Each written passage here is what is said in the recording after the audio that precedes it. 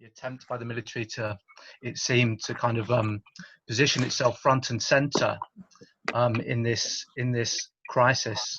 And we'll go into that at length. But first of all, we can't really ignore what's been happening in the UK and abroad with the BLM movement, the Black Lives Matter movement. And we really wanted to take an opportunity, we talked about this at length in ForcesWatch, to extend our solidarity and make the point that racism is front and center to us when we look at militarism. It is a central part of it. Racism and race are kind of caught up with issues of militarism. We wanted to talk about militarism and how it has been expressed in terms of the Black Lives Matter movement. And I think it's very important when we talk about, me particularly as a veteran, when I see, and I talk to my American veteran friends who are involved in these protests, we see military grade hardware on the streets of America, and soldiers walking around who look, cops walking around who look like they're in special forces. That seems to me a very good, very prominent example of how militarism shapes the world at home, how parts of the war on terror have come home to roost, and that has happened because of militarism in our society. And I think another example, perhaps the chief example of something we've seen very often recently, where the military is framed as a kind of cure-all for any kind of problem, knife crime, get the military in, problems in prisons, get the military in, problems in education, get the military in. And perhaps the chief example, the logical kind of endpoint of that, was only recently the US president calling for the military to intervene on the streets, which is another example. To us, I think that was built on a bedrock of militarism. The fact that he even felt he could do that was obviously based on the fact that he had made an assessment, and as it turned out, to some degree misjudged the degree to which society had been militarized.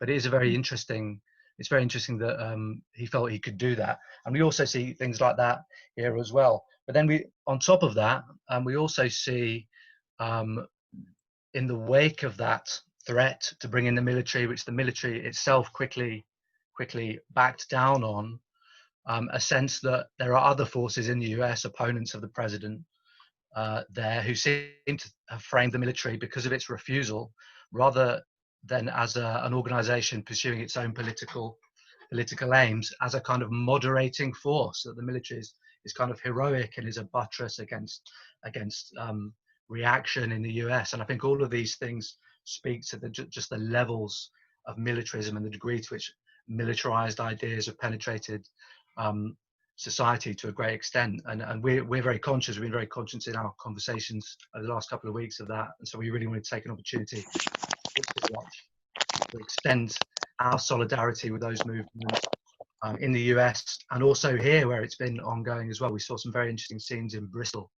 And only today I've seen talk about a bunch of veterans, a part of the community, a different section of the community I'm a part of, going down and protecting statues of war heroes, which all speaks to the way I think we in society generally think about the military, and again the levels of militarism which are just out there and affect how a number of issues are discussed. But to the point of the talk, COVID-19 in the UK military, I suppose there's a question initially about, we're going off the assumption that the military is using COVID, sees COVID as an opportunity. Some people would argue that's not the case, but if I could go on about my own work, recently I published an article with Declassified, who are excellent. If you don't follow them, you should. Alongside Matt Kennard, a journalist there, talking about the ways, trying to build up a factual basis, a journalistic kind of piece about how the military is using COVID, and quite openly, to do a number of things. One of them is to launder a reputation, which has been quite badly affected by Iraq and Afghanistan.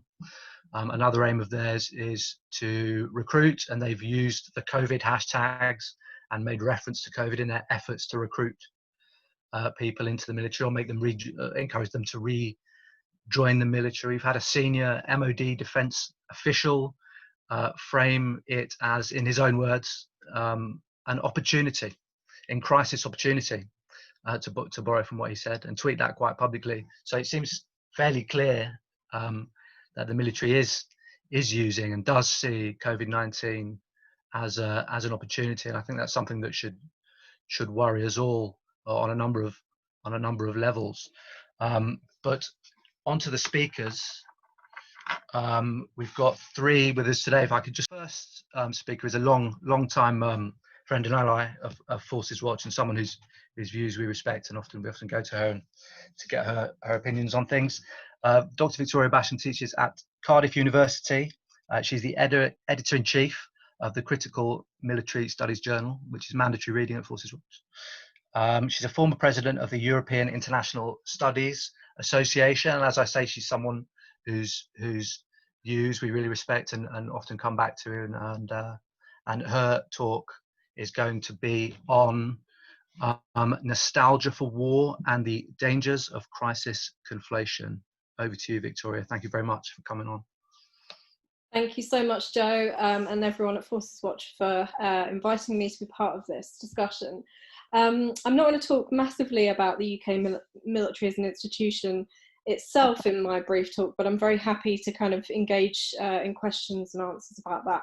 But I'm going to talk about something that not just that I've kind of been thinking about, but I know that a number of interesting blog posts and a number of interesting studies recently have kind of emerged to tackle, which is the notion of nostalgia, and particularly the kind of use of war as a kind of metaphor for all sorts of crises and troubles that we face and confront in society, and how this, as one particularly fantastic blog post by Amy Haddad put it, so this use of a war metaphor assumes, to quote her, that war is something we all understand and are inspired by. So this way in which a kind of sort of sense of us all being at war with something is supposed to foster a kind of sense of the collective and of belonging. Now, why is this important? Well, because as many critics of nostalgia, many academics and others, commentators of nostalgia have noted, kind of stronger these kind of rhetorics community tend to be about some imagined past, the more selective that kind of past is being brought to being. So I'm thinking here of Svetlana Boym's work, and also lots of fantastic post-colonial analysis by people like Paul Gilroy in particular, and so on, who talk about the kind of imagined communities that kind of crop up around these sort of shorthand used to sort of suggest that war is something that brings us all together. And of course, this obscures things that were in our past, like the ways in which particularly the good war in the UK, the Second World War in particular, is kind of celebrated as this sort of idea of a kind of nation coming together to fight a horrible external aggressor. But of course that obscures all the issues that we had in British society at the time around, you know, gender politics, heteronormativity and the criminalisation of homosexuality at the time, not to mention all the racism issues of colonisation and decolonisation that actually we'll work through, and the legacies that has sort of left us with, many of which are very prominent in the news moment and thankfully are being discussed more as they should be doing. It obscures the fact that Britain, as David Edgerton's put it, has always been a warfare state, even though it likes to think of itself as a welfare state. And there's a fantastic book that's come out recently by Priya Satya, which is called Empire of Guns, which talks all about warfare and gun and arms manufacture were absolutely integral to the Industrial Revolution, and it sits alongside those brilliant studies that show how Britain's Industrial Revolution and the society we have today is completely predicated on violence and colonialism and conquer and so on. So war is divisive, and it divided during historical time, and of course now it's now working to obscure some of the divisions that exist between. So you know, there are found the unequal effects of COVID-19 that are stratified socioeconomic lines, and certainly racial ones, as we know from the recent report that's come out. And it potentially limits public discourse and debate and democratic debate, right? Because if you're at war, there's often the notion that we must leave the politics to one side and focus on the enemy and mobilize resources towards that. So we can see this some of the political debate around what the opposition should be doing and not doing in the UK and so on. I think also the idea that we're at war with COVID, that we're fighting battle against this, these kinds of terms we're seeing in Parliament and spaces, government spaces, conceal the uneven ways in which we prepare for war pretty much constantly, and yet neglect to prepare for things like pandemics. So we make certain political choices and resource allocations that can be obscured when we sort of suggest that this is a war like any other. There's also things like Boris Johnson's language of the UK being world-beating in all of its various aspirations and its approach to the crisis, and whether this conflictual kind of approach is helpful at a time when cooperation towards something that's global, not something that could be contained within a small island nation, as it were. Whether that's helpful, I think, is highly questionable, and something we should be thinking about. We're also seeing metaphors like around heroism and people being on the front lines. So these are, for the most part, often quite low paid workers working in transport, the NHS, care homes, roles that have been devalued, shops and so on, valued and not necessarily have received the kind of compensation in terms of pay and conditions that they deserve.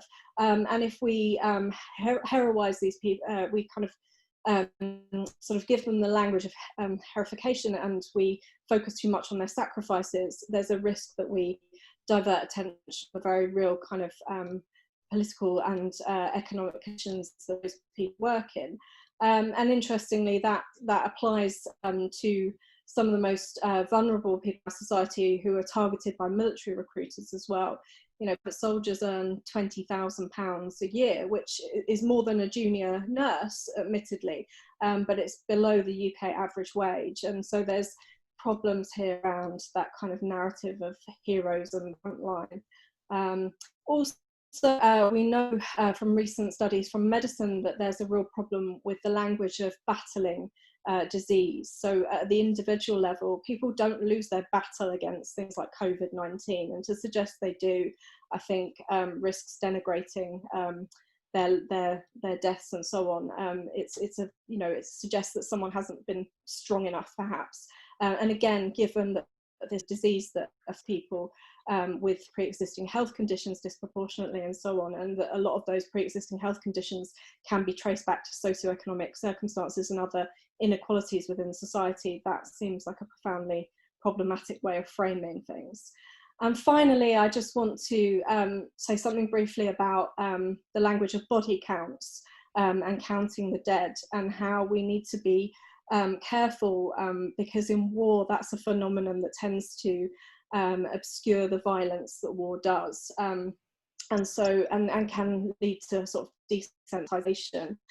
So I think we need to be careful of becoming desensitized to the kind of crisis, and remembering that these deaths that we're seeing in the midst of this pandemic, some may be preventable on the basis of the choices that we make in societies, and which institutions we decide to prioritise, and which political activities we decide to fund and prioritise most and not. So I'll leave it there. Thanks.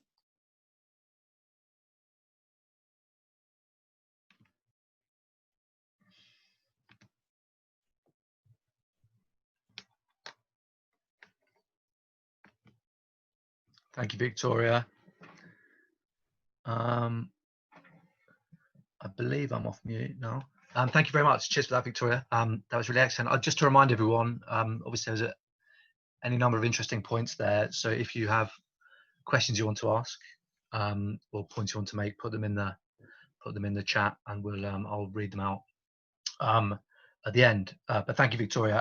Our next speaker is Vron Ware. Like all of our speakers, she has a list of accolades so long that we have to kind of cherry pick with each of these guys. But she's a professor of gender and sociology at Kingston University. She's the author of Military Migrants, Your Country Needs You, which is an excellent book, which I recommend. She's also a former journalist at Searchlight, which was an anti-fascist organisation, very relevant at the moment. And her talk is going to be titled Caught in the Crossfire, When Migrants Become Heroes. Thank you. Over to you, Vron, when you're ready. Thank you, Joe, and thank you for your remarks at the beginning, and thanks, Victoria, thank you for what you've said as well, which I hope to perhaps pick up on. So the first thing I would say is really about the situation we're in now, which is, yes, we see the militarization of the police in the US and state violence, and it's a very different situation there because they have a National Guard as well as their military.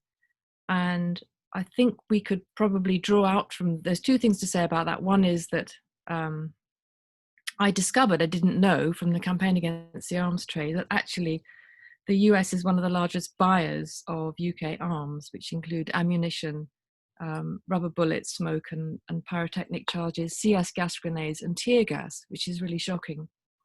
But I think we could also look further afield to places like Hong Kong and actually consider the militarization of the planet as a whole. And, you know, within that, we think about the spread of US bases, the realignment, the rearrangement of the British military bases to the Middle East, and so on and so forth. So I think we could have a sort of bigger picture, which is sort of more worrying as well. The other thing I wanted to just note is the countless civilian victims of lethal force used by the UK military, particularly in recent wars, where there has been a kind of machinery of human rights that might actually try and hold people to account. I'm thinking particularly of Baha Musa, the Iraqi receptionist who was killed in 2003 in Baghdad. And the inquest showed that he died as a result of factors including lack of food and water, heat, exhaustion, fear, previous injuries, and the hooding and stress positions used by British troops, and ultimately a struggle with his guards. And that trial, which Andrew Williams has written about, really exposed the mechanisms within a hierarchical organization of who carried out the force, who was sanctioned to do what, and who took the rap as well, and who got the blame. And it's not just that this was a heinous crime amongst many, but this has had huge ramifications for for the process through which members of the British Armed Forces get prosecuted for crimes committed in the war zone, which of course has been hugely politicized.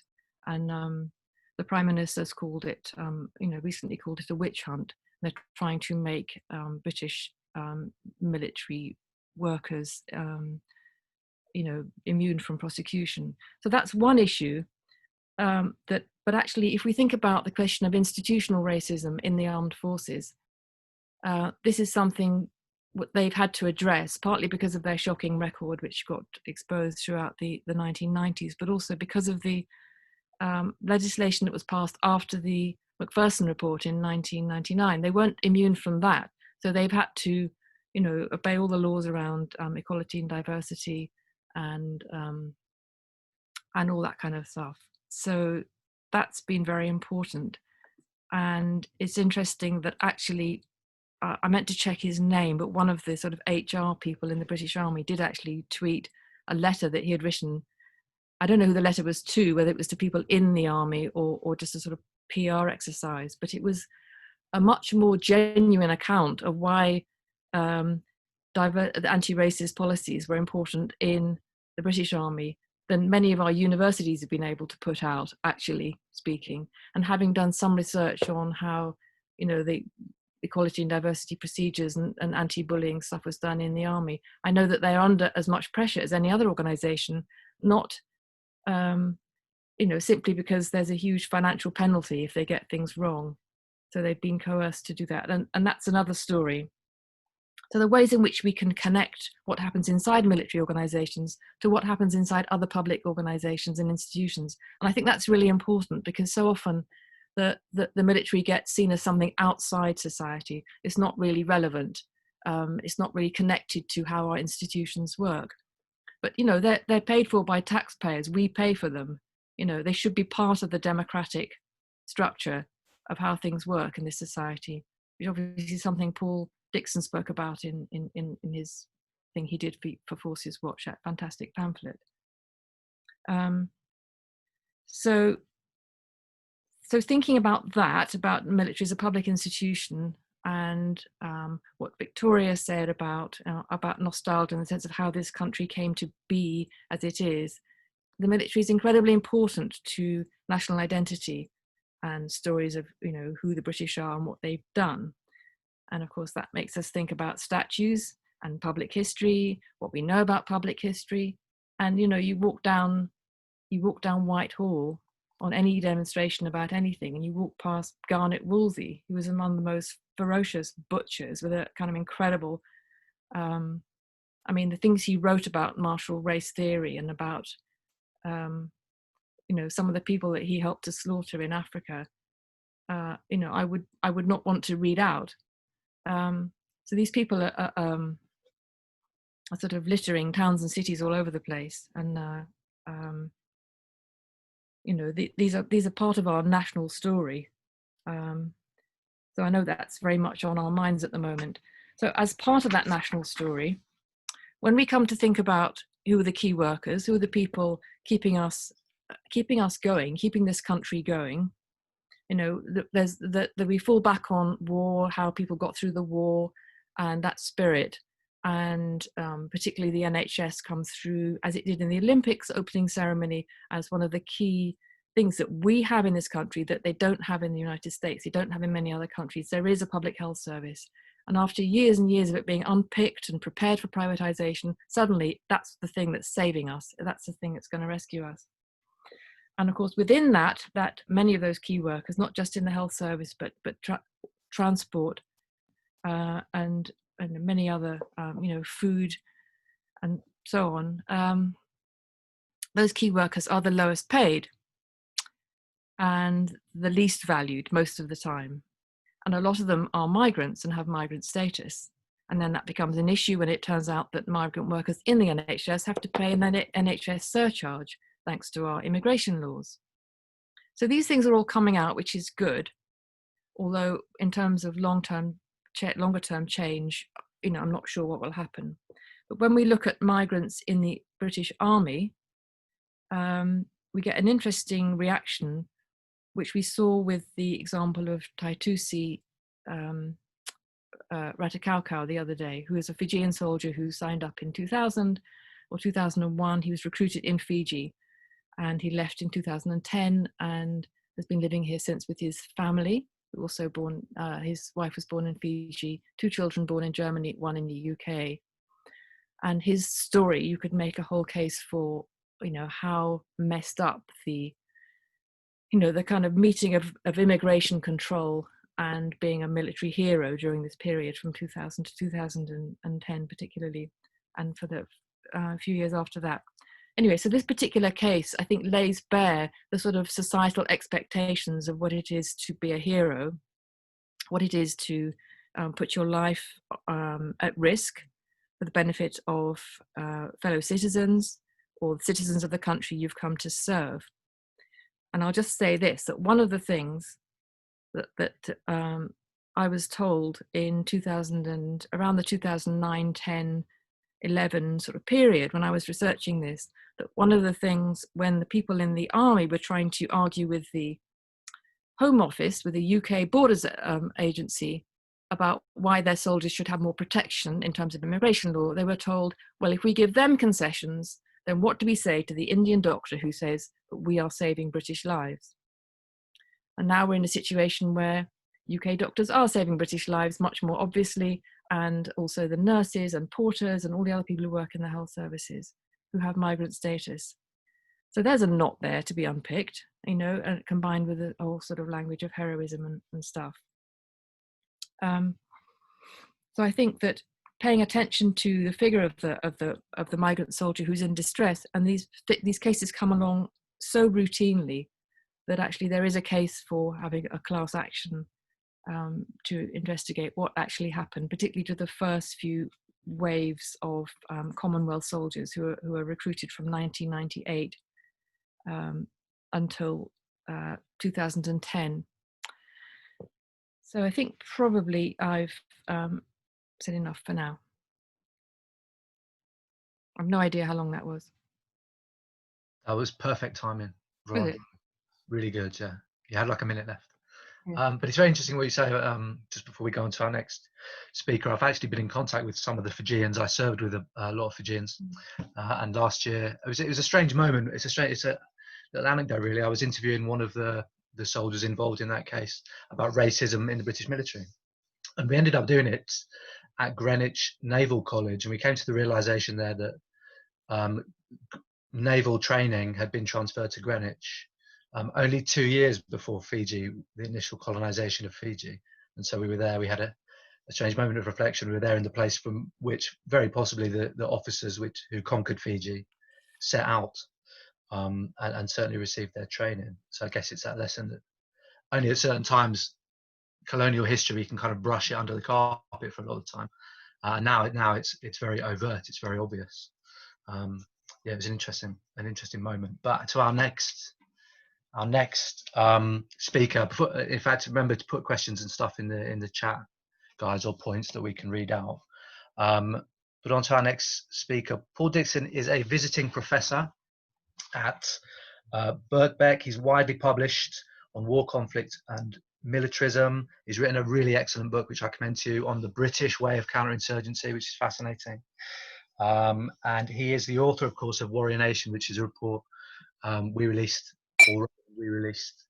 2017, I believe, which is very, very good. And also we stole the title of it for our podcast, Warrior Nation. So yes, over to you, Paul. Great to have you here. Thanks very much, Joe, and thanks for organising this, and to the other speakers as well. I do commend the ForcesWatch website. There's some fantastic articles on there that certainly helped me in blagging my way through this presentation. This is the ForcesWatch pamphlet. It's free to download off the ForcesWatch website. And I suppose that takes me to where I'm coming from, which is looking at Britain's role in the Iraq and Afghan wars, and not only the consequences of fighting those wars for Iraq and Afghanistan, but also the domestic militarisation, and some of that's in the Warrior Nation. And of course, I'm concerned about the fighting of those wars and the impact of that on the growing power of the military and the consequences of that for British democracy. So I'm going to talk a little bit about the military and the NHS. These are two of the most popular institutions and trusted institutions in the UK, but arguably represent very different values. So what's the impact of the COVID crisis on these two institutions? Well, the military, of course, is your paradigm of a very authoritarian or conservative organisation that's one of the most conservative institutions in Britain. It's very close links to the monarchy, for example. And the model of the military, or the public face of the model of the military, is very hierarchical, where duty is owed to the higher ranks, obedience and deference is expected, and there's a lack of social mobility. It's also associated with kind of traditional masculine values. The emphasis is on defence over, say, welfare. It's been very conservative in its attitudes towards gender, race and class. And the politics of the institution can be seen by the fact that the overwhelming majority of veteran MPs have joined the Conservative Party as well. The military also, during the conflict in Afghanistan, wanted its own military hospitals rather than have troops treated within the National Health Service. So there's a sense in which the military model also wants to privilege military personnel over ordinary citizens. The NHS, by contrast, is arguably a more democratic organisation that's open to greater scrutiny than the military. It has egalitarian values in that it's free at the point of use, whether you're rich or poor, and it's universal coverage. It might be associated with traditionally more feminine values of caring, as opposed to the masculine military model. And it was established by the Labour Party. It's the child of the Labour Party and the post-war Attlee government. And the NHS, as Vron was talking about, is incredibly diverse. So there are different models there between the NHS and the military. There's a certain convergence as well, which is interesting in terms of, while the NHS might be a bit more democratic, it's also a hierarchical organisation. And, you know, in the use of uniform, for example, you can see parallels there between the NHS and the military model. In politics, the Conservatives have tended to be more trusted with defence and Labour with the National Health Service. And as Vron mentioned at the London Olympics opening ceremony, the prominence of the NHS caused some concern on the right of politics. They didn't like the priority or the prominence that the NHS was getting during the opening ceremony. And Cameron, in his memoirs, kind of regretted that there wasn't enough, not enough Battle of Britain and military history in that ceremony. So these organisations are in competition and represent different values. They're pursuing their kind of organisational interests in terms of resources, public spending, recruitment, but also culture. They want to win over the wider British population, because that also gives those organisations power when it comes to politics, and whether a Labour government can cut defence and a Conservative government can cut the NHS. So there's not only a battle for resources, but also battle for the hearts and minds of the British population, if you like. And this translates into power over government policy, because the NHS is so popular and has, Nigel Lawson said, is the religion of the British people, then that makes it very difficult for the Conservative government to privatise the NHS in a very overt and head-on kind of way. So these organisational battles have real implications for the powers of these institutions and their persistence. And organisationally, you know, the military, for example, would try and take over in Iraq and Afghanistan and run international development or diplomacy. These organisations tend to want to expand their roles, expand their claims on public expenditure. So the COVID crisis, of course, has given the NHS great prominence. And rather than go into the war metaphors that have already been talked about, yeah, the healthcare workers have become prominent, their lives have been at risk, and we've seen a different part of British culture being brought into the public gaze, arguably more caring, more egalitarian, and as Ron said, talked about reforming some of the laws around immigration and working in the National Health Service. The military, I think, have launched a kind of counter-offensive, if you like, in order to raise their profile throughout this crisis. And we've seen that in a whole range of ways that's well described in Joe's articles for ForcesWatch. Anything from involvement in the Nightingale hospitals to involvement in publicity surrounding Captain Tom, the RAF flights going to Turkey. So there's a sense in which I think that the military are seeking to get in on the act in order that the military model is not superseded by the NHS model, if you like. In particular, there's been a sense in which the military have pushed themselves as kind of a superior organisation either to regular public sector organisations, but also to the management consultants that have also been brought in to help manage the crisis. For example, Policy Exchange just recently published Operation COVID, where the military's expertise in management and logistics was trumpeted as the model that could be rolled out throughout the public sector. And that was written by Chris Brannigan, who is, of course, a former, was formerly in the military himself, although he doesn't mention that in the biography on the article.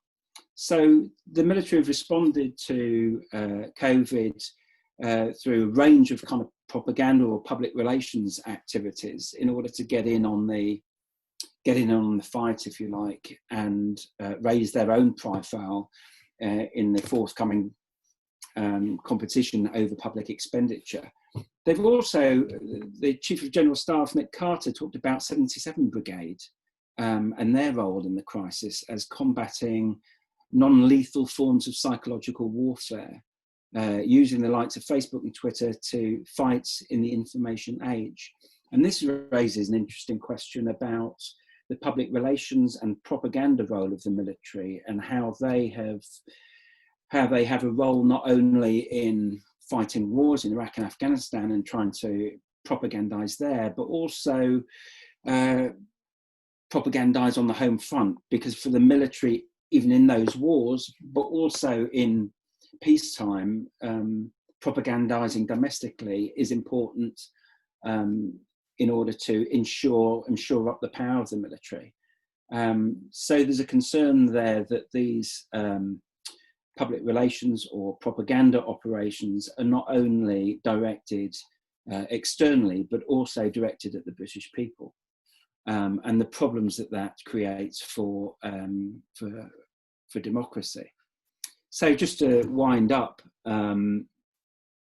yes, I see the military as playing a role in trying to get in on the publicity around the COVID crisis and promote its own model of management to the wider public audience. But of course, this crisis has really put the NHS in the spotlight, and initiatives around clapping for the NHS, the rainbows in windows are some of the initiatives that maybe the military would have wanted during the wars in Iraq and Afghanistan.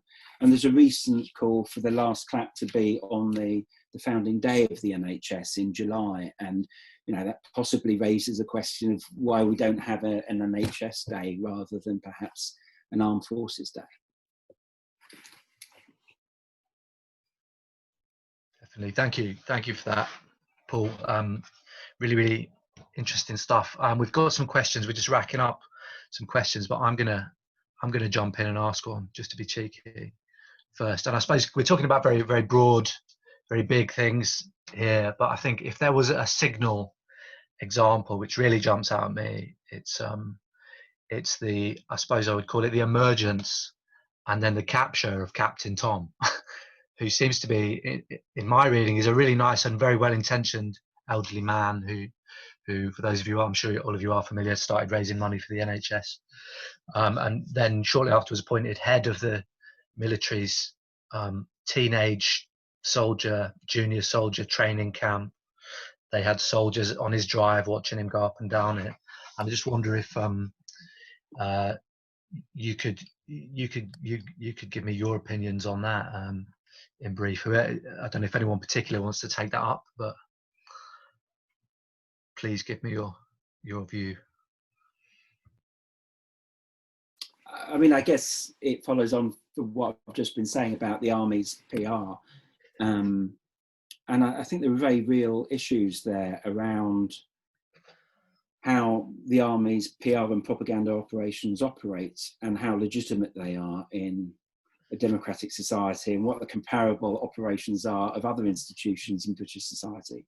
I mean, it's very astute to have picked up on Captain Tom and raised him to such a level of prominence, and then surround, you know, try and bring in the military into an issue that's really the prerogative of the NHS. So, I mean, very astute propaganda, but my understanding from the way the military have operated during the Iraq and Afghan wars is that they have been remarkably astute in using the media, to the point where the governments have been very concerned and fearful of the military because of their power to shape public opinion and back governments into a corner. So, yeah, I think we can all agree Captain Tom's obviously a nice chap, but the way he's been co-opted by the military, yeah, is kind of symptomatic, perhaps, of that longer-term astute military public relations operation run by the military. Okay. We're going to go. We've got a specific one for Victoria, if that's okay, Victoria, and then we'll go on to another one. Well, these are two, both on the issue of I'm not on mute, am I? Of normalization. So this is from Jade, and her question is to Dr. Basham: to what extent are the political uses of military history, especially World War II analogies, about normalization? For example, normalizing large body counts, but also suggesting that World War II should be seen as a precedent for COVID-19. And this one, where you can all take up the first one as well, but this one is from Ed. And the question is, what are the panel's views on the different media and public reactions to mass gatherings for VE Day celebrations, which we saw became very prominent, versus mass gatherings as part of the Black Lives Matter protest, which is also very current? Do these reactions simply reflect a militarist agenda, or are there other factors at play? Maybe we should go with those in the order you did your talk. So maybe Victoria, if you could start, and then Vron, and then Paul, if that's okay. Over to you guys. Thank you. Great questions. I think this picks up on elements of things that Paul and Vron said, and things I've been thinking about as well. But I think, yeah, these, Paul's comments about the profoundly conservative nature and hierarchical nature of the British military. I mean, what we're seeing here is the normalisation of a particular way of ordering British society and sort of thinking about its identity, but a particular way of ordering the world, in which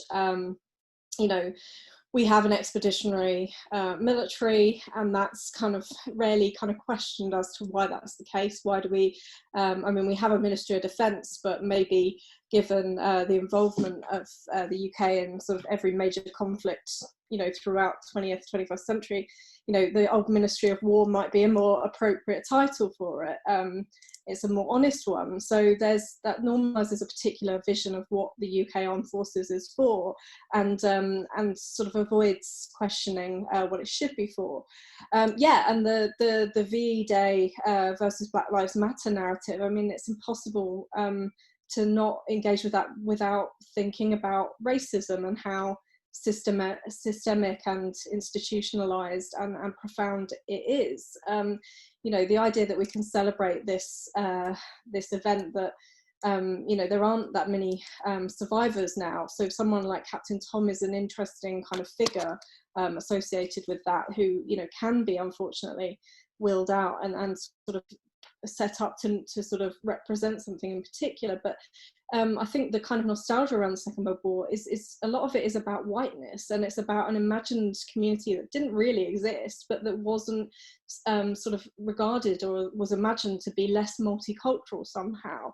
Of course, that wasn't the reality of British society, but there is some fantastic work, and I mentioned Paul Gilroy, but there's also many others who've done that important work of showing that kind of harking back to the 1940s is bound up with a lot of stuff around racialized identity.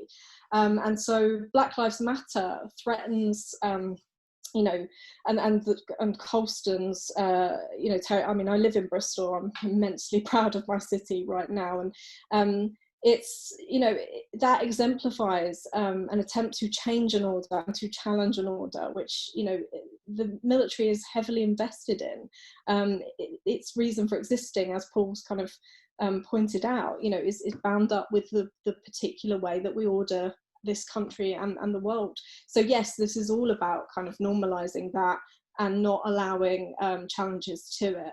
And some of the most prominent critics and figures that are coming out and saying, how dare people, a mob take down that statue. These are people whose families, benefited from slavery, and who have inherited vast amounts of property. It's a sort of turkeys don't vote for Christmas type situation. Did you want to take that one up, Vron? Yes, I think the Captain Tom thing was fascinating because it's sort of been and gone. And, you know, I think Paul's right in the sense of the propaganda opportunity. It was absolutely tailor-made.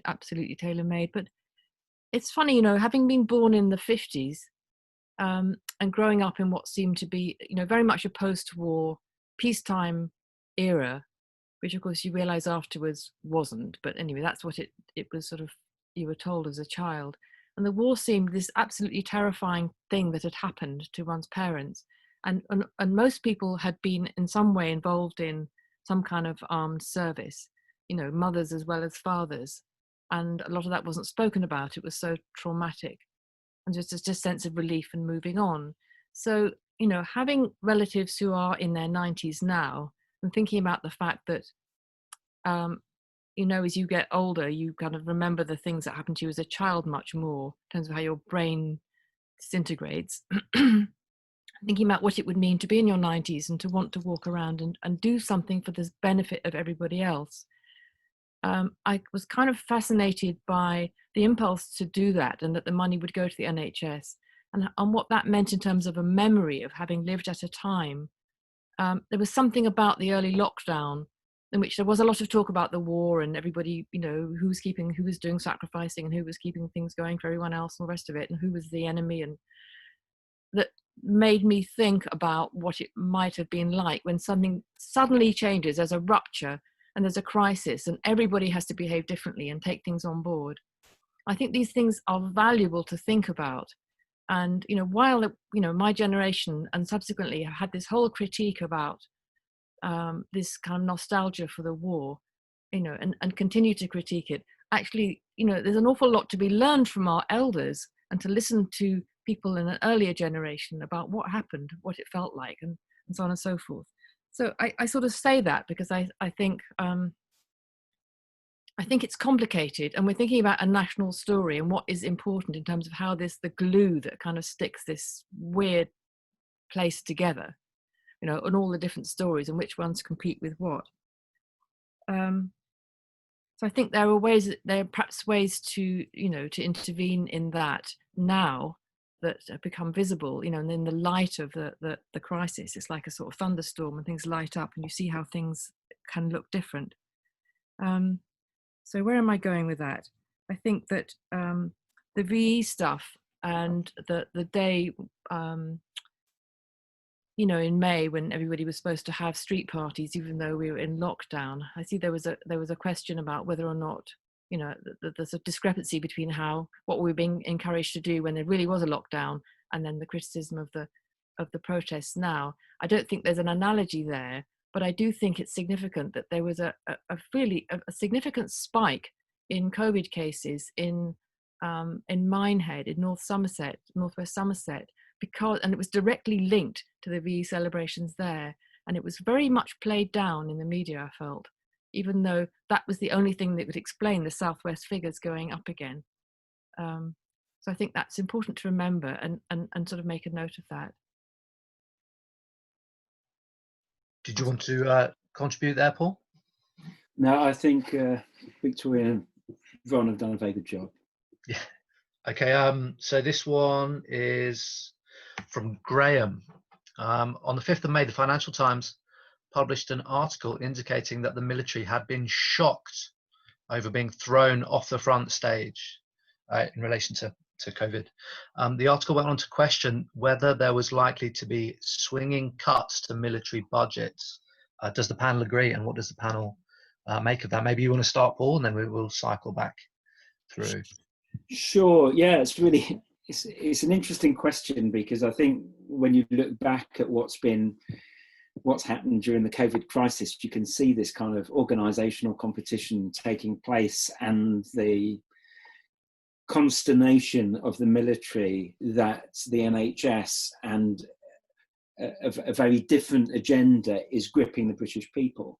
And the NHS seemed to be the kind of prominent institution at the moment, and the consequences of that for the military and for defence expenditure. And this was, you know, when you go back and look, Victoria's talking about David Edgerton's work, and he's written very interestingly about the warfare state, but there's been a major kind of decline in defence expenditure. And partly, I think the Iraq and Afghan wars were an attempt to arrest that decline and bring the military's spending up again. And then they've tried to ratchet it up, push for the 2%, and now look for the 3%. And of course, the current situation with the prominence of the National Health Service makes it very problematic for the military. And also what I think people on the left can miss is that there are people on the right who are also pretty concerned about the power of the military and the amount of money that's spent on the military. So the people on the right who do not like public sector organisations, and they see the military as a public sector organisation that's very inefficient in its use of resources, that has these massive projects that run over, cost billions of pounds, and are often irrelevant to the defence needs of the United Kingdom. So Dominic Cummings, it seems, comes from that kind of strand.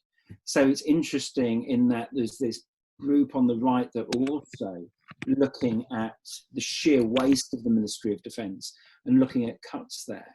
And some of those critiques from the right are really pretty swingeing.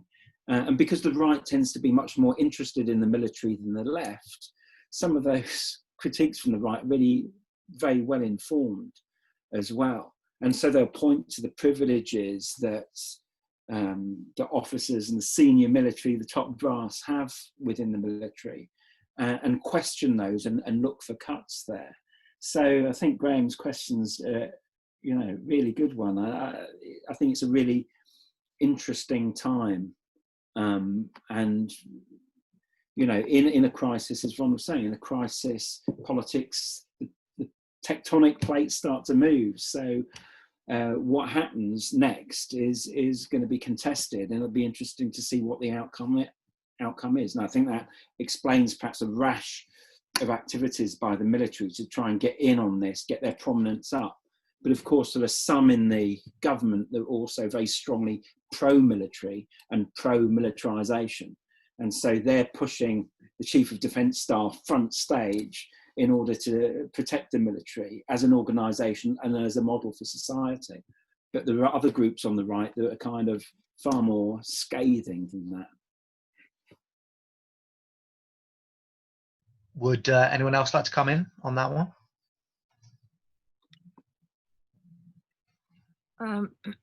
Are you Just to say, I think one of the things when we look at defence, when we look at defence spending, it's kind of easy to sort of think about declining rates of it as a kind of, maybe we're becoming less militarised, of course, but and not that that's what Paul was saying at all, but it's an interesting kind of trajectory. But then I think it's also trying to put the military in that context, which to some extent Vron kind of mentioned, for example, arms sales to the US and the ways in which British arms technologies of various kinds are being used in policing and anti-protest policing and so on at the moment, and thinking about that military-industrial complex and how there's these revolving doors with people who served in, say, armed forces, then setting up very successful arms companies and other kind of armaments type industries, which are getting government contracts and so on, and favourable sort of contract negotiations and things like that. And I think it's sort of thinking about how the military then can normalise other practices of militarised violence and economy, and sort of trying to keep those things together in our minds. So even when we see things like defence spending cuts, although it can give us some hope, perhaps thinking it's the tip of the iceberg, I guess. Ron, would you like to come in there? Let's have another question. I mean, not because I got, yeah. You've gone teed up, which is very you, which I'm really interested in, actually.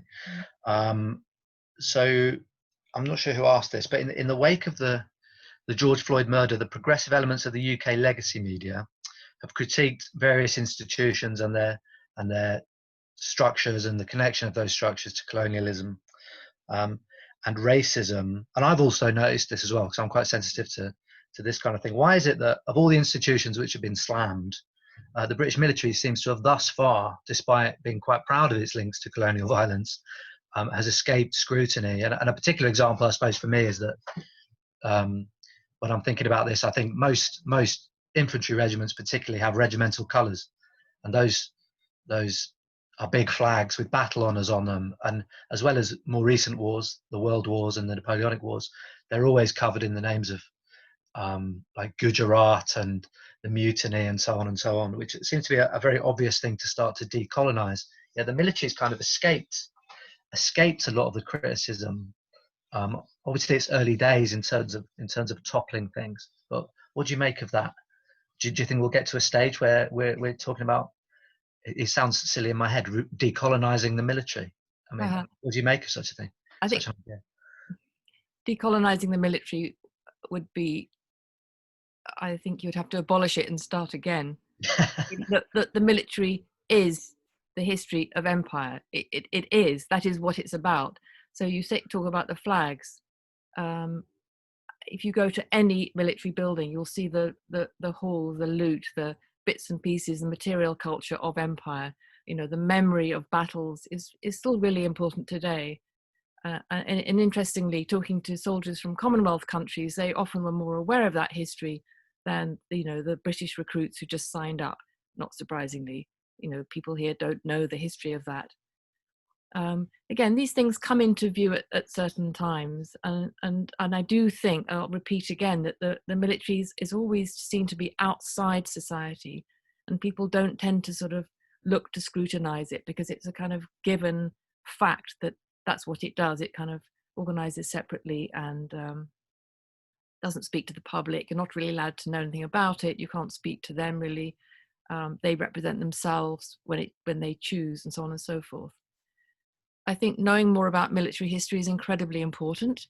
And that's why people like the man I mentioned earlier on, Garnet Wolseley, you know, you look at his Wikipedia page and you get the entire list of wars from 1857 right up to the Boer War. I mean, he died in the middle of the First World War and was probably an old codger by then, very, very, very decorated. But it takes you through in a totally uncritical way. Because I looked last night, you know, all the a lot of wars in the African continent, the Ashanti War and the Zulu War and so on and so forth. So there's already an argument about the fact that history is not taught. And, you know, military history, this is something that Paul knows about, I know, has been writing about, that military history tends to be written by veterans, and by military historians tend to be people who've been in those wars and who've sort of been inside it and interested in the technical aspects of, you know, what happened at each battle. So that's something to be addressed, I think. In terms of its own policies, I think it might come as a surprise to people to know that in the 90s, you know, by the late 90s, the MOD was about to be taken to court by what was then the Commission for Racial Equality, that there'd been so many terrible cases of racist abuse and bullying inside particularly the army, and the fact that they weren't doing anything about it, that they were in danger of being sued and actually losing a lot of money. And so at that point, that was around the time that New Labour was elected in 97, they had to promise that they would do better and reform their internal procedures. And that was one of the reasons why John Reid, the Home Secretary at the time, in 1998, in their defence review, you know, after sort of years of Thatcherism, they decided they would drop the 5-year residency requirement for Commonwealth recruits, which then meant that each regiment, particularly the infantry regiments, could go out to Commonwealth countries like Fiji or Jamaica and just sort of recruit as many people as they wanted. And this is a sort of pattern that had happened over the years in which colonial recruits had been used to fight particular wars and to, you know, be used as manpower. So this was a process that was both about trying to up the number of ethnic minorities in the armed forces, as well as to deal with a sort of severe labour shortage. so that history of them coming in, they bore the brunt of as well the new laws and new policies that were enacted on the armed forces by this post-Macpherson institutional reform. So there was a lot of things happening at the beginning of the 2000s, and this is why the figure of the migrant soldier is so fascinating, actually, to try and unpick what actually happened, to show how the military is, you know, a public institution. It is connected to society through these means. You know, how did the military leaders, how did they try and they really squealed, you know, when they were told they had to, from now on, you've got to allow gay people to be gay in the army, you know, you've got to have more women, you've got to have more minorities, and so on and so forth. You know, they lost all those battles, but the way in which they tried to resist is very interesting. So I'm going off on the question about why the army's not been the military's not been held to account. I think the question of bullying and harassment and all those institutional problems that other institutions have had has escaped notice, partly because of the other things that the military's been doing, which is fighting illegal wars and wars that are deeply unpopular. So that tends to sort of take up more oxygen, I think, than what happens inside. There might be a sense that, you know, what happens to minorities inside is kind of, well, that's what would you expect in a militarist organization. So I think there's probably going to be more stuff around justice, particularly around the question of gender in future. There was a move this week, I can't remember exactly the details, about procedures around sexual harassment and gender equality in the armed forces, which of course is another big issue. So I could talk about this a lot longer, obviously, but I don't know if that was useful. I hope so. No, that was really useful. It was really useful. I'm just going to change it up slightly because I had a really good question. All my favourite scholars are here. Mr. Nick Caddick has asked a question. Hi, Nick. Hope you're well. Can the panel suggest any societal role models with whom we can replace toppled statues? Could you each give me a who and a brief who and a why, and then we'll move on to some other questions. Let's go, Paul.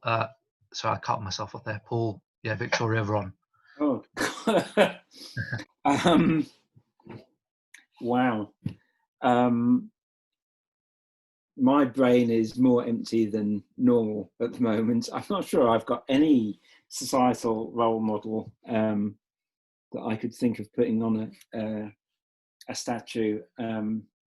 I tend to research the darker side of conflict and the military, and in that respect, I'm not sure that there are too many people that I would want to put on a pedestal. I'll move for a Paul Dixon statue, and we'll go on to Victoria, please. Is there someone you have in mind, and why?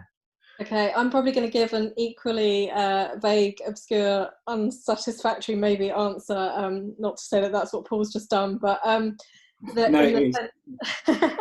the sense that I kind of think that if we're going to erect statues, they should be to groups or things, ideals or whatever. I think one of the issues we have is profound and rampant individualism, and actually putting an individual up as some sort of symbol is a problem. So I don't like the idea of prioritizing some. I think it feeds into that notion of heroification that I was talking about earlier. So maybe there's some ways that we could celebrate collectives and groups that have done things for the collective, rather than pretending that individuals have done something amazing for society, when often actually you look and they've done something quite good for them and theirs, and what they've done for society may be a bit more obscure. I think the great man theory is getting a bit of a bashing at the moment when you see these massive movements emerging. Ron, have you got someone in mind? Well, I think, what I've got in mind is the travesty of having Millicent Fawcett in Parliament Square, and the whole fuss that was made about having a woman there, you know, amidst all those kind of war criminals and some heroes. And I think, you know, so Millicent Fawcett was instrumental in sort of condoning concentration camps in the Boer War, and that side of her, that aspect of her feminism, her sort of intervention, has been rather elided over, as though she's sort of like the first woman to be involved in any kind of scrutiny of military policy. Whereas the information about what happened and the context has been rather sort of played down. The whole question of having a suffragist, when in fact it was a whole movement that went over, you know, a couple of generations, was hugely problematic. And it was strange it wasn't really discussed at the time. I mean, that particular plinth has got the faces of people around her that aren't really connected to her politics. You know, people like Sylvia Pankhurst. It's like a photograph of her with her mother, who she detested and fell out with. The mother turned into a sort of, you know, Emmeline Pankhurst turned into a very problematic character during the First World War. Anyway, which is to say that, you know, I agree with Victoria about how do you, you know, how do you commemorate a movement? I mean, I think there is room for a lifelike statue of a person, you know, if we can all think of one. But I think one of the most amazing memorials I've been to was the room at the Brandenburg Gate, where you could go in and just be quiet, as a way to think about what had happened in that place. And that was something I'll never forget. Sort of a space of remembrance, I think, is incredibly important, where you're invited to think about all the people who lost their lives or, you know, did various things for the greater good. So maybe the question of the statue, I mean, the other statue that I can think of in Whitehall or around that area that has been very much overlooked is the one to, well, maybe this is going off topic a bit, but it's not one to a hero, it's to the civilian workers who and soldiers who were involved in, weirdly, in Iraq from 95 to 2015. No, it's 25 years. 1990 to 2015. There's a statue around the corner which nobody ever really visits, which is a sort of conceptual statue to the wars in Mesopotamia, which is such a travesty. It also doesn't bear thinking about, but luckily nobody goes around there. It's right next to the MOD, the Ministry of Defence. Actually, the politics of statues in Westminster is really interesting, because you're not allowed to make a statue to anybody until they've been dead for 10 years, because they say that the emotions might get in the way and you might like make a statue to someone and then regret it. So you have to wait for 10 years at least to make sure this is really the person you want to commemorate. And actually the place is kind of too full, so they're very picky about whose statue are allowed to, but it's actually really interesting once you start looking at it. And obviously there's the whole question of the money, and you know, look at the whole thing around the campaign to try and make a statue to the victims of the slave trade, and how, you know, Boris Johnson agrees to help fund it during his mayorship, and then when you know, as time goes by, money's not forthcoming, and there's a whole you know, the whole story about that. And you know, that would be an attempt to really try and represent, the design is there to represent you know, the people, the struggle and that history, and bring it into the centre of London. And you know, it's just shut down. Yeah, I think you make a very good point. I've always found I call it the Iraqistan Memorial, where they've bunged 2 wars and veterans and MOD, yes, and civil service people around. But I've always noticed with that statue, Vron, that the soldier in the foreground, and people can look it up and look and see what I mean, looks suspiciously like Tony Blair. Like, it's really uncanny when you look at the soldier in the foreground. And I don't know if that's some kind of they're trolling us, or what. But I'll move on to another question. I suppose it's one that back more on the COVID stuff, but also with these big uprisings going on. Can we address the possibility of the military being used directly for civilian control? It didn't happen, but could it? More widely, those with an interest in social control must have studied how people reacted to lockdown, as it could be similar to other crises, as we are in a period of crises. For example, insurrection, the run-up to nuclear war, and you can imagine various other scenarios we can imagine. Vron was last, so maybe we go Paul with that and then cycle back through. Are you happy with that, Paul? Sure, yeah. Could we see the military directly intervening in politics? I mean, I think that's a really interesting question, and it relates to what I was talking about earlier in a militarized culture. I think, and that I guess relates also to the lack of accountability of the military and the failure to prosecute the military for abuses in war. Because the military are so popular and the military institutions so well trusted, and we live in such a militarized culture, it's very difficult politically for a government, I'd say at points even a conservative government, to take on the military institution and win. And I think there's kind of not only among politicians a respect for the military, and I think that's often genuine and deeply felt, there's also a fear of the military's power and their influence within wider society, their ability to generate public outrage through their contacts with the media, that then is echoed to the wider society. And that really puts politicians in a corner and in a very tricky situation. And so after 2010, we saw senior military officers attacking the Conservative government, as they had attacked the Labour government prior to that. So the military directly intervening in politics, yeah, I mean, to me, a lot of the literature on political military relations is very self-satisfied about how the military is controlled in Western democracies. And now we can see in Trump's America that there have been voices on both the left and the right for empowering the military and intervening in politics. Just after Trump was elected in 2016, a figure on the left, I've got a book, and she kind of questioned whether the military could intervene against Trump. So there are Democrats who see the military as kind of a saviour of the nation, and their support for the military is such that they could even contemplate it having a role in politics.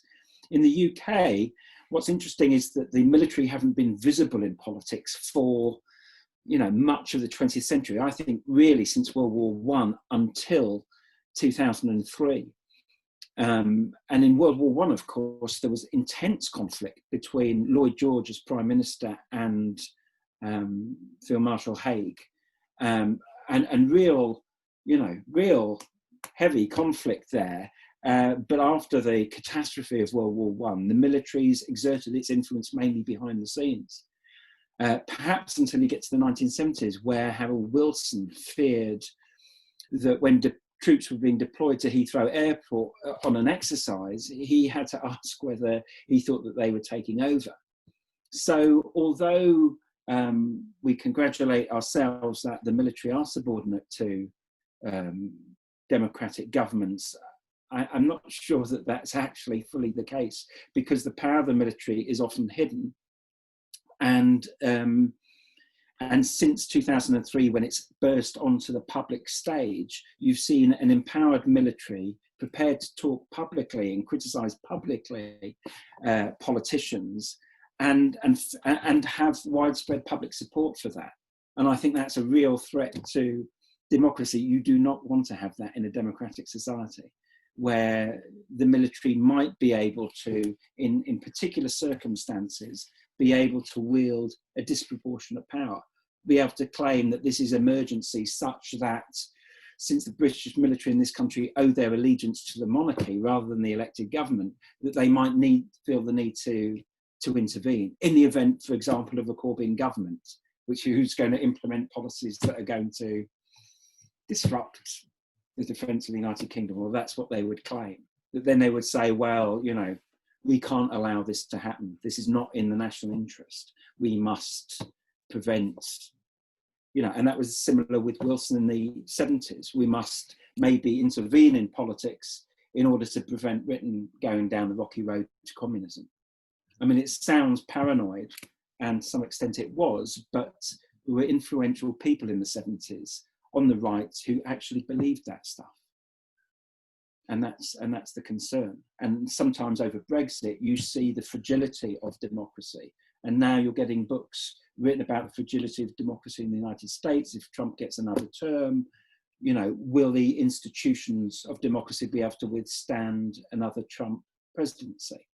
And I think those concerns are really genuine. Sure. Thank you, Paul. Victoria, would you like to speak to that? So I'll speak to the kind of the notion of troops on the street, which I think is one of the things that the questioner might have been getting at. And I think there's a couple of interesting things going on here. I think to some extent, deploying the military in a emergency situation like this to, I don't know, enforce lockdown or something like that is unlikely to happen. And one of the reasons I think that's the case is there's the kind of the conflict that we like to remember and forget at will, which is Northern Ireland, right?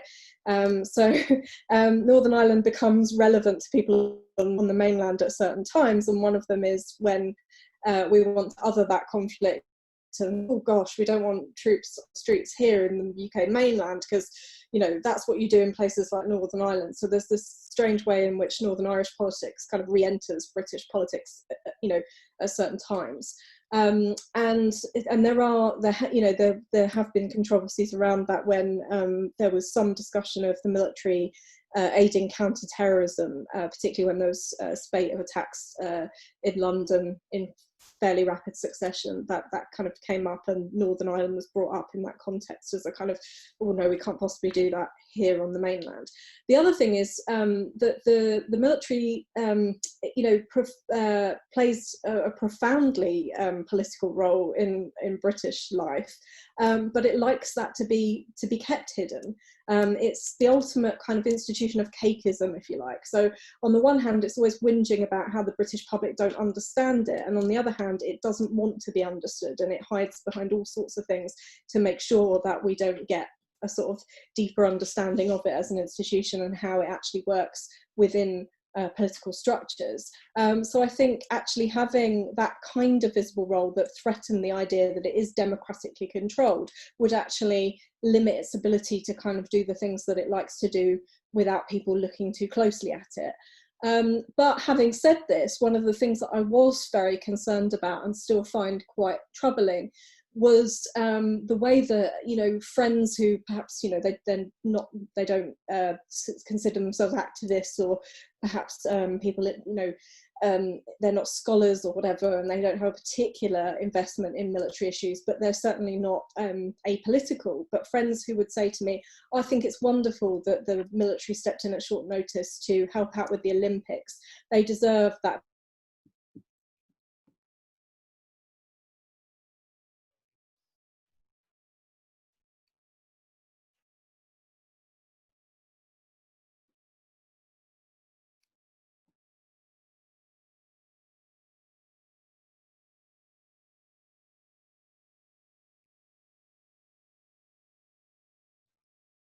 We just lost Victoria there. Is everyone else getting the same thing? Well, we'll try and get her back on. But maybe we'll just move on to another question. Just 2 seconds. Maybe this one is good for Vron, if you can hear me. You're still with us, aren't you? Yeah. It's kind of, we kind of saw a little bit of this with VE Day, but Simon Hill asks, hi Simon, Armed Forces Day is coming up. Do the panel expect the armed forces to talk up their role in the COVID crisis? Will they use that day as a platform, I guess is the question, as part of their propaganda, their annual propaganda on Armed Forces Day? And if so, what can be done to counter that? That's an interesting question, and I think they in order to answer it, I want to go back to Victoria's point at which she froze, where she was talking about the Olympics. And actually, this was an incredibly important time. So during the last period of sort of the Iraq and Afghanistan wars, you had the mass mobilization against Iraq, the Iraq War in 2003.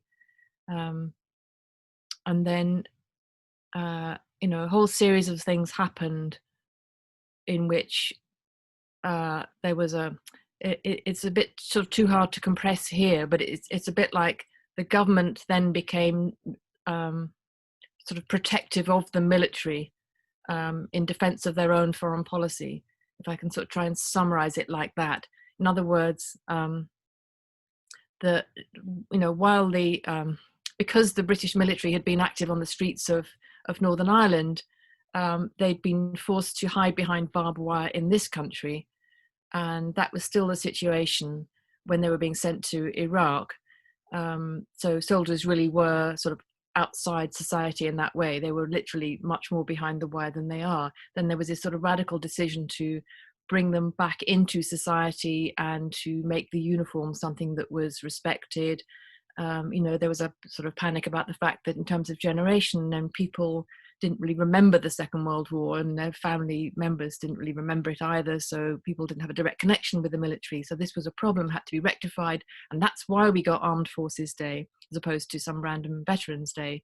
We had this Armed Forces Day from 2009, 10 onwards, 10 I think was the first year, and all these other things that we've seen about bringing the military into sort of public life more. And I think the thing about the Olympics was, at the time at which at G4S revealed that they didn't have enough security people to check people's belongings going into the Olympic Games in London, it was, somebody had the idea, well, why don't we just use soldiers, because they're kind of trained to do that kind of thing.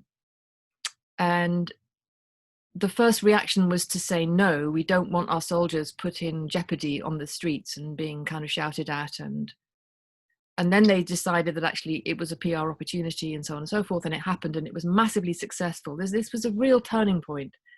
And then there's the question which has sort of come through some of the discussion about, what is the army actually for? It's supposed to be defending this country against what? So two things to say about that. One is, when they're not obviously in a war, because we know they're in at least 7 different zones, and the special forces, we're not allowed to know what they're doing. But if they're not obviously in a war, what actually are they doing while they're sort of hanging around waiting? An awful lot of money goes into training and maintaining them and so on and so forth. What are they actually for? So when you see them, mopping up floods and doing things like that, a bit of you thinks, well, they're kind of handy. There's all these blokes and people around who can just like go and do heavy lifting, or go and do sort of emergency things because they've got nothing else to do. There's that kind of mentality. And then the other thing, which I think also maybe speaks to the questions about aid to civil power and what's going on now, and can they be used in crowd control, or all of which they're sort of trained for, is a question of cybersecurity. So somebody mentioned the 77th Brigade, which was their attempt to try and get to grip with social media and thinking about different kinds of warfare. And I think, Paul, you mentioned Dominic Cummings, and that's incredibly important about the sort of new breed of political people who are very close to government, who are thinking of ways to save money and do things differently using technology. And today, again, I meant to make a note, but there was a thing about another regiment based in, I forget exactly where they're based, somewhere in the sort of middle south of the country, that's doing cybersecurity. And that connects to the new round of articles from Declassified about the GCHQ initiative to teach coding and cyber skills to schools in the area sort of northeast of Cheltenham. And one of the rationales of using GCHQ to start working in schools is because they take a lot of public money and they don't seem to do anything for the country. So this is a way of justifying what they do, because they're giving for free these information education packs to school kids. So this is the new thing, cybersecurity, and it absolutely connects up with surveillance capitalism and all those kind of developments that we can't actually see. And these are the things we need to really scrutinize and watch and see where they're going. And those kinds of crowd control, not necessarily on the streets, but, you know, in our phones, things that we carry on our persons, you know, in all our apps and stuff. We got Victoria back. We've got her. It looks like she's back. Hope she is. We'll go. We'll just go on to Paul. Do you think they'll use? Do you think they're viewing the 27th of June, Armed Forces Day, as an opportunity to connect? They've got the platform of the day. They're going to connect COVID with how wonderful the military is, and is that how you see it shaping out? Is that how you think they're looking at it?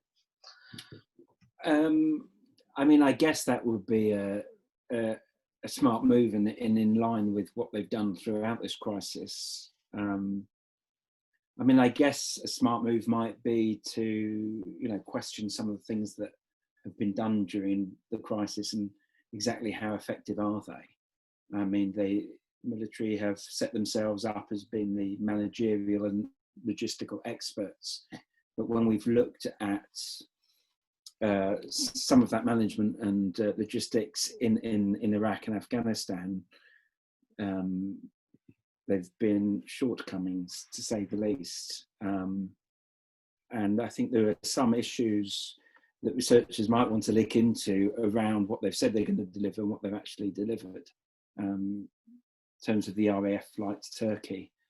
And it's also difficult while the focus is still very much on the NHS as the current kind of organisation that's in the headlines.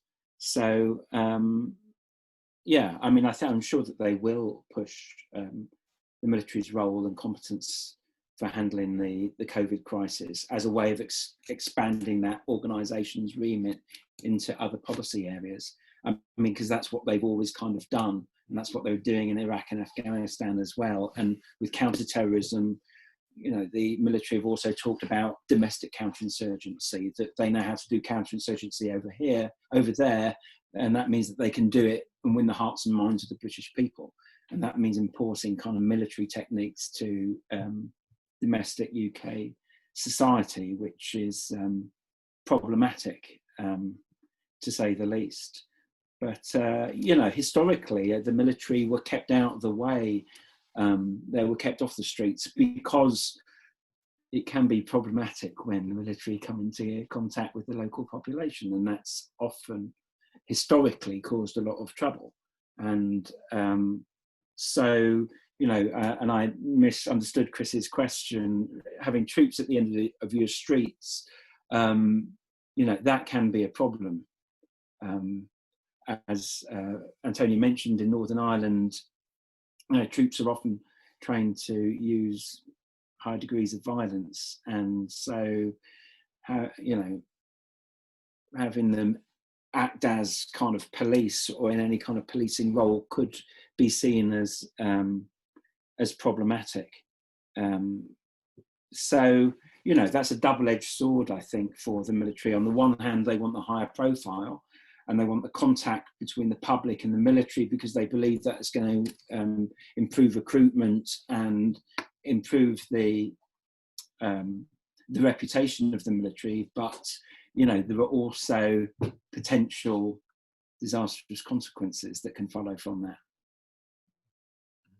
It's interesting you say that. I did think, having spent some time in Afghanistan, that when Trump was talking about deploying troops on the streets, I think there are a lot of people who would otherwise probably, just by never having seen it, have thought the troops go around hugging babies, and because of the propaganda at home, and would very soon realise that that is not exactly the business that US or British troops are in. I think it would have been had it got to that point, it would have been a very hard awakening for a lot of people about how the various professional militaries around the world conduct themselves. Probably less of a surprise for the people on those protests, who of course face militarized policing every day. But a great many people, probably in the centre in the States, would have been would have been quite surprised. Victoria, are you back with us now? Have you got great? Yeah, good to that you made it back in. I just wanted to, we're going to have to kind of round up. And I just wanted to go with the final question, which I'll go to you, Victoria, if that's okay, if you're happy. So, and this is an interesting question about how we think about security. How does the current health crisis and the renewed appreciation of the NHS impact how we think about our concept of what is security, and might we come to question the billions, just in terms of funding, to take funding as one thing, the billions that we spend on various military activities, and the lack of funding we have for institutions like the NHS, which I suppose an interesting example in that is that because of Captain Tom's very well-intentioned activities, there's a risk that people might start to view things like the NHS as a charity, which I think is a slippery slope. But do you think this current moment and what's going on in terms of health can start to recalibrate our views of what comprises security? Thanks. That's a great question. I mean, I hope so. I'd like to try and be optimistic about things, which as a critical scholar is often hard. But I think people are starting to have those debates. Obviously, people have been raising this campaign against the arms trade, and a lot of activists, some of whom I'm sure are on this call, have been trying to raise the issues around things like money spent on Trident, and whether this is fit for purpose in the 21st century and actually adds to security. And there's a lot of claims that get made around security that it's securing the nation as a whole, but when you stratify that and you look at how certain priorities in government spending disproportionately hit women, members of minority ethnic groups and so on, it quickly becomes clear that not everyone is as secure as everybody else. And there's different ways to think about what secures the nation and what security looks like. I think one of the interesting things about the military being caught out a bit here and having to sort of do that work of relevant in the coronavirus crisis is it's telling that actually the kinds of challenges that we face are global in nature, and they are coming from sources that aren't those traditional ones. And certainly I think within my discipline of international relations, a lot of that traditional work around the big bad security dilemmas is being seen, rightfully so, as pretty old hat, because the kinds of struggles and challenges we face require cooperation, not militancy and isolation, and they don't necessarily require the kinds of tools that the military have. That said, they are also aware of that. So one of the things that they are doing at the moment is panicking about green energy, and how can you fight wars without a oil-rich economy and a fossil fuel reliance, right? How can you fight future wars in cityscapes that are going to be over that are already densely populated? This is the kind of work that people like Mark Lacey at the University of Lancaster are doing, and really important kind of work. So they're trying to imagine these futures and trying to make themselves relevant to them. But there's also opportunities for other people to say, well, actually, are institutions like the military the ones we actually need to face these issues head on? And maybe there's more scope for us to imagine other tools and other institutions. Thank you for that. So we're going to have to call it a day soon, sadly. But are there any particular closing thoughts, Paul and Vron? Do you have anything you want to add before we wind up? Yeah, can I say this is an amazing opportunity to actually talk about ideas aloud with friends and colleagues, and I'm aware that I'm very grateful to the people listening who are writing questions and comments. And I really feel very sad that we can't be in the same room together and actually having this conversation. So in terms of the effects of the virus, we are learning new ways to do this. And I thank people for their patience in terms of being prepared to sit there and listen, to us talking and thinking and asking questions that are really, really important and make you really have to think. I think that the thing about the virus is, I think we'd all agree, it shows up the limits of the national, but also the limits of the global, and the immediacy with which countries went into a sort of national response and how different they all were. you know, even across one region. And so, you know, the idea that we face the kind of climate emergency together as a planet, but actually have these very differing kind of mechanisms and institutions to deal with these global issues is really quite worrying. And I think I suppose I say we have to try and find out what's worked and what alternatives are there, and not let go of them if the ones we want to keep, in the ways in which we can glimpse working together, whether it's, you know, locally or whether it's across national boundaries. But it's been surprising how quickly those national boundaries and borders get reinscribed, whether it's, you know, quarantining people at the border itself or not. And of course, then there's a question of the economic damage that the virus has done, and the report that this country's, you know, facing really catastrophic economic effect. You know, and then you compare that to places where people, you know, who've been told to lock down, who have absolutely no means of survival for one day. So food security, you know, what is going to happen to that? Where does the military, you know, I can't remember the guy's name, the army chief who came on and said we could manage this whole thing around food security and logistics if you just gave us the chance. We could do it much better because this is what we do. Very telling. There's lots and lots of issues like that. And goodness knows, you know, you get a glimpse of it and then it's gone. You know, food security is a huge issue everywhere, including this country. There's so many problematic things that await us. Sorry, it's a gloomy way to end, but No, Paul, final thoughts. I have enjoyed this very much, and actually trying to do the presentation for it's made me think, and listening to all your comments, it's been great. And I just want to say hello to Natasha Danilova. Her work I used in the Warrior Nation report. It's really excellent. The Politics of War Commemoration in the UK and Russia. She asked a really interesting question about gender and the NHS, and which is I've been wrestling with while I've been sitting here, and very grateful not to have had to try and answer, to my embarrassment. So thanks very much for that, Natasha. Brilliant. Well, thank you all. Thank you all for coming. I'd encourage listeners, viewers, to look at these three of my favourite scholars. Look at their work, chase it up. Lots of really good stuff. Sorry we couldn't get all to the questions. It's just the kind of limits of the technology and the time and stuff like that. We will be recording this and it will be going on the website, so you can catch up with. You can rewatch it if you need to. We are doing another season of the Warrior Nation podcast, which we're lining up now, which will be on. The first season is already up, and that includes contributions from each of our speakers, all of which are very good. So please go and have a look at those. Final thoughts, hashtag always Black Lives Matter. Thank you from ForcesWatch. I hope you enjoyed it, and I hope we'll see you all again in person very soon. So take care, everyone. Bye.